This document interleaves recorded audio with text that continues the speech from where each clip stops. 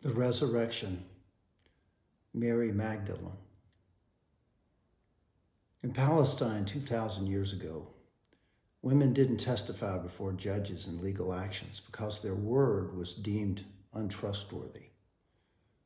I've already said that we in modern times find the resurrection preposterous. And in those times, people were the same way. Even the disciples themselves, the men Jesus handpicked to learn directly from him, stumbled over the idea that though Jesus told them multiple times it would happen, and then when it did happen, they themselves didn't believe it.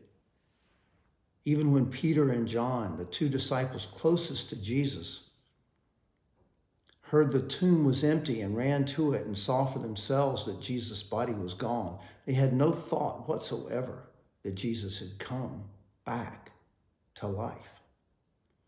So why, when the earliest followers of Jesus began to declare this preposterous story, did they identify the first witness of the event as a woman?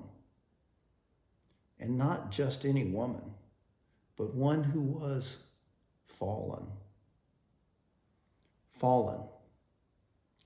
Not just because all of us are fallen, but fallen in the fuller sense because the narratives and traditions suggest a complex woman with a difficult past.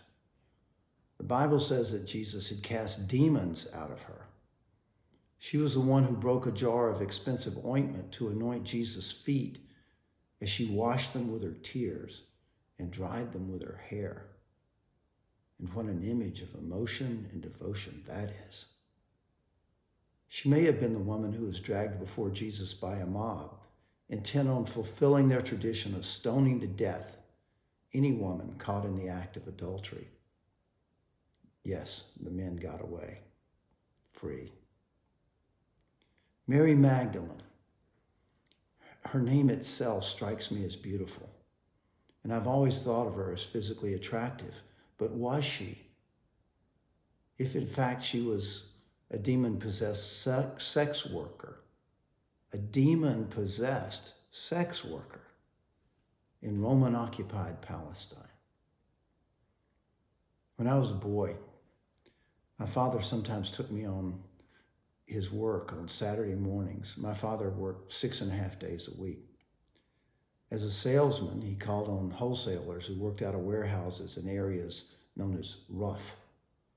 Most of the time, he'd take me in with him. Sometimes he'd tell me to stay in the car with the doors locked. One Saturday morning, when I was sitting in his car alone, I noticed a commotion on the sidewalk behind me. 2 young police officers were arresting a woman for prostitution.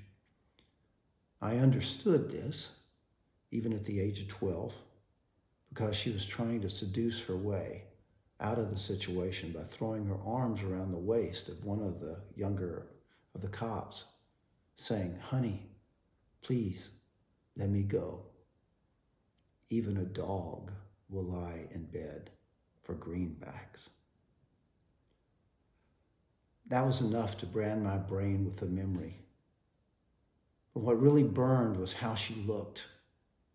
Her teeth were gone, either rotted or punched out, so that her mouth had the caved-in look of a crone, though now I'd guess she was no more than 40.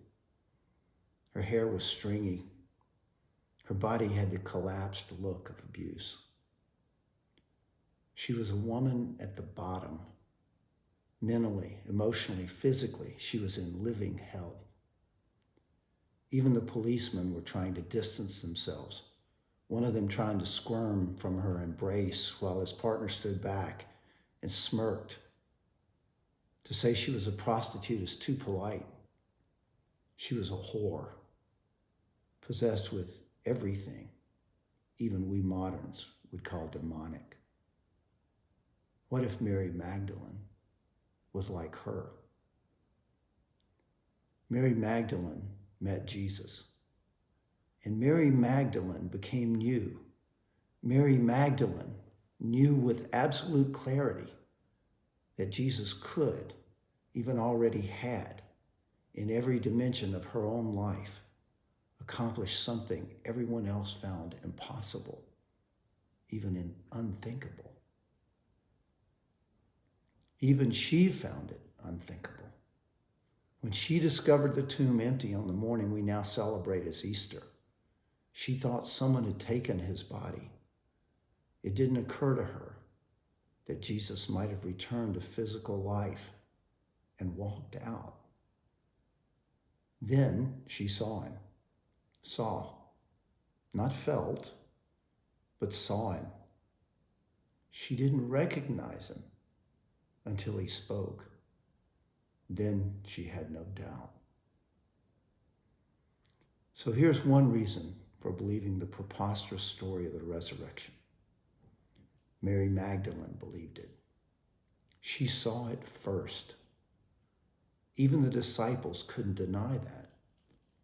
She told them. At first, they couldn't get their minds around the truth of it. Later, they believed her.